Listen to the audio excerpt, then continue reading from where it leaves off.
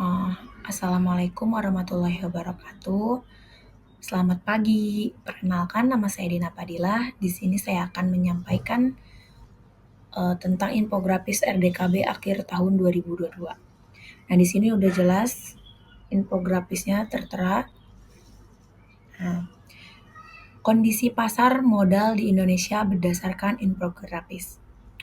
Yang pertama, jumlah investor pasar modal mencapai 10,31 juta, menandai pencapaian baru dalam industri ini. Pertumbuhan investor melonjak menjadi 37,68% dibanding tahun sebelumnya, didukung oleh kemudahan akses digital. Kedua, jumlah emiten baru mencapai 71 emiten, menjadi rekor tertinggi sepanjang sejarah. Nah, selanjutnya yang ketiga, indeks harga saham gabungan atau IHSG mengalami perubahan min 4,09% year to date. Selanjutnya, penghimpunan dana di pasar modal mencapai 524,61 triliun rupiah, mengalami peningkatan dibanding periode sebelumnya. Nah, secara keseluruhan, pasar modal tetap stabil dan berkembang meskipun di tengah ketidakpastian ekonomi global. Nah, selanjutnya ada kondisi perbankan di tahun 2022. Kredit perbankan pada November 2022 tumbuh menjadi 11,16% tahun ke tahun dengan nilai mencapai kurang lebih 6.347 triliun rupiah. Nah, di sini dana pihak ketiga atau DPK tumbuh menjadi 8,78% tahun ke tahun menjadi kurang lebih 7.974 triliun dengan meningkatan signifikan pada tabungan dan deposito. Selanjutnya ada resiko keuangan perbankan menunjukkan kondisi yang sehat. Yang pertama, capital adequacy atau ratio atau CAR yaitu 25,49% pada November 2022. Selanjutnya ada alat likuid terhadap DPK atau AL atau DPK sebesar 30,42% November 2022. Alat likuid terhadap non-core deposit atau AL atau NCD sebesar 134,97% November 2022. Nah, selanjutnya non-performing atau loan atau NPL gross sebesar 2,47% November 2022 menunjukkan resiko kredit tetap terjaga.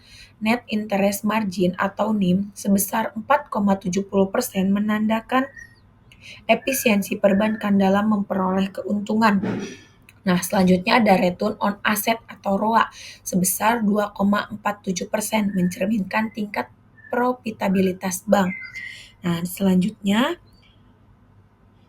ada posisi devisa neto PDN sebesar 1,32%, menunjukkan eksposur bank terhadap resiko nilai tukar tetap terkendali. Secara keseluruhan, sektor jasa keuangan Indonesia menunjukkan ketahanan dan pertumbuhan positif meskipun ada tantangan global. Nah, selanjutnya, kondisi industri non-keuangan di Indonesia tahun 2022 ada industri keuangan non-bank atau IKNB. Nah, menunjukkan pertumbuhan positif di berbagai sektor. Pendapat premi sektor asuransi mencapai 280,24 triliun rupiah, tumbuh sebesar 12,96% tahun ke tahun. Kedua, outstanding piutang pembiayaan sebesar 255,2 triliun, meningkat sebesar 5,06% tahun ke tahun. Selanjutnya ada aset dana pensiun sebesar kurang lebih 232,16 triliun, naik menjadi 72,68% tahun ke tahun. Outstanding pembiayaan vintage atau P2P lending menunjukkan pertumbuhan, pencerminan peningkatan digitalisasi layanan keuangan. Selanjutnya ada risk based capital atau RBC, asuransi jiwa tetap tinggi di 312,79%, sementara asuransi umum di 479,88%. Nah, selanjutnya, gearing rasio perusahaan pembiayaan berada di bawah batas maksimum, menunjukkan pengelolaan risiko yang sehat. Nah, selanjutnya, kebijakan OJK di sektor jasa keuangan tahun 2022. Nah, Otoritas Jasa Keuangan OJK menerapkan berbagai kebijakan. Yang pertama, mitigasi resiko eksternal, terutama ketidakpastian global. Selanjutnya, relaksasi rektru- restrukturisasi kredit hingga 71 Maret 2024 untuk sektor terdampak. Selanjutnya, transformasi digital termasuk regulasi keamanan cyber perbankan. Selanjutnya, penguatan regulasi seperti penerapan Basel 3 dan kebijakan fintech P2P lending. Selanjutnya ada perlindungan konsumen dengan meningkatkan literasi dan pengawasan investasi ilegal. Dan selanjutnya ada penguatan infrastruktur sektor jasa keuangan seperti percepatan transformasi digital dan keamanan cyber.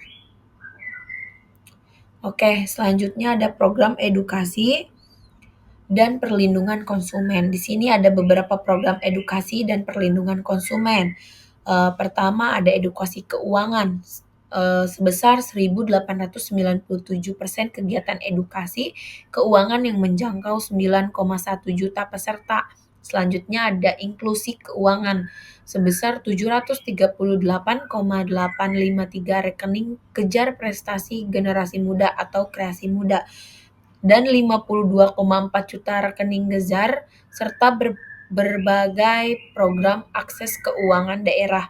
Selanjutnya ada pengawasan iklan OJK memantau 7.960 iklan jasa keuangan dengan 426 iklan melanggar aturan dan diberikan tindakan. Selanjutnya ada pengaduan konsumen, total 14.764 pengaduan mencangkup perbankan, pasar modal, dan industri keuangan non-bank.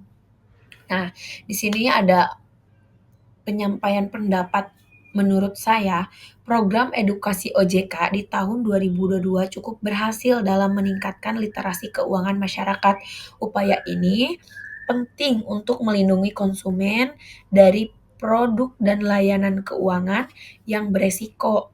Namun, tantangan tetap ada dalam menjangkau kelompok masyarakat yang kurang memahami resiko keuangan sehingga edukasi harus terus diperkuat. Nah, selanjutnya masih tentang opini kebijakan OJK di sektor jasa keuangan tahun 2022. Nah, menurut saya, program edukasi OJK di tahun 2022 ini cukup berhasil dalam meningkatkan literasi keuangan masyarakat. Upaya ini penting untuk melindungi konsumen dari produk dan layanan keuangan yang beresiko.